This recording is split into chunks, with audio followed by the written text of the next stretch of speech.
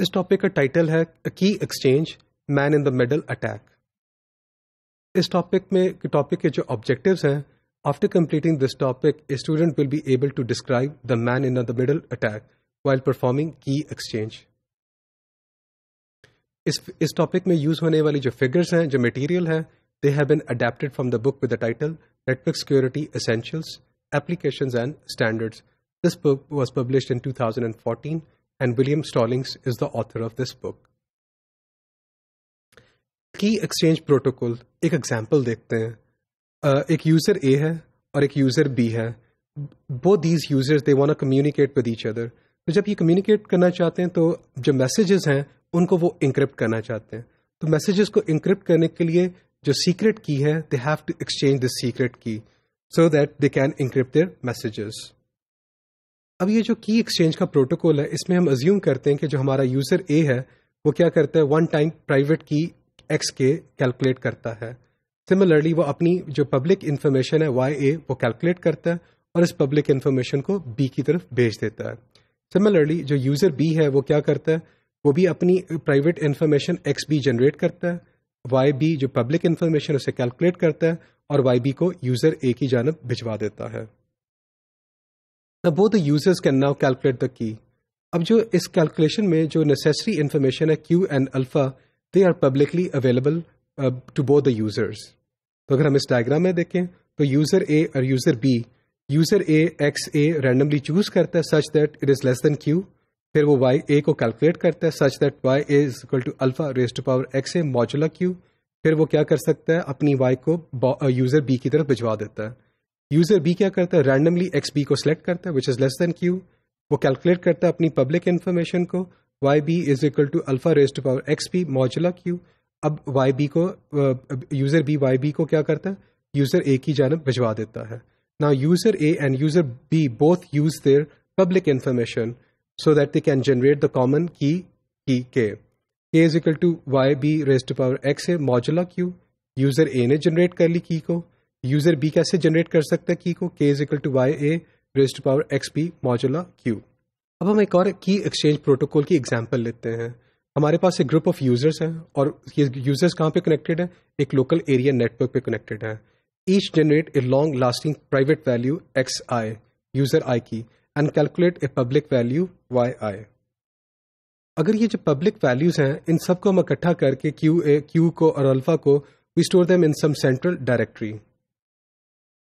تو کسی بھی لمحے کے اوپر یوزر جے کیا کر سکتا ہے، آئی کی پبلک ویلیو ایکسیس کر سکتا ہے، calculate a secret key and use that to send an encrypted message to user آئی.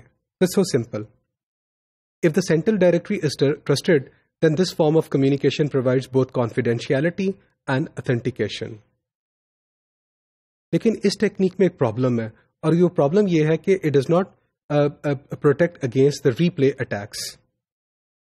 اب ہم اس کو دیکھتے ہیں، the man in the middle attack. Suppose Alice اور باب دے ایکسچینج دا کی اور ہمارے پاس جو ڈارتھ ہے he is the adversary. So the man in the middle attack proceeds as follows. Darth کیا کرتا ہے، Darth prepares the attack by generating two random private keys.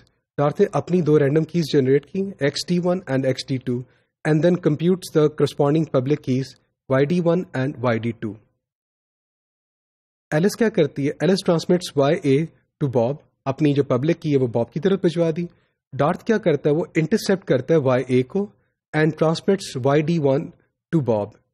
وہ انٹرسیپٹ کر کے اب وائی اے کو کیا کرتا ہے، وائی اے کی بجائے YD1 کو باب کی طرف بھجوا دیتا ہے. ڈارتھ کیا کرتا ہے، he also calculates K2 is equal to Y A X raise to power D2 and modulo Q.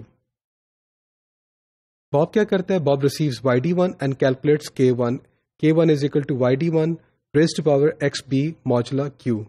نا باب کیا کرتا ہے، باب ٹرانسمٹس YB ٹو ایلس.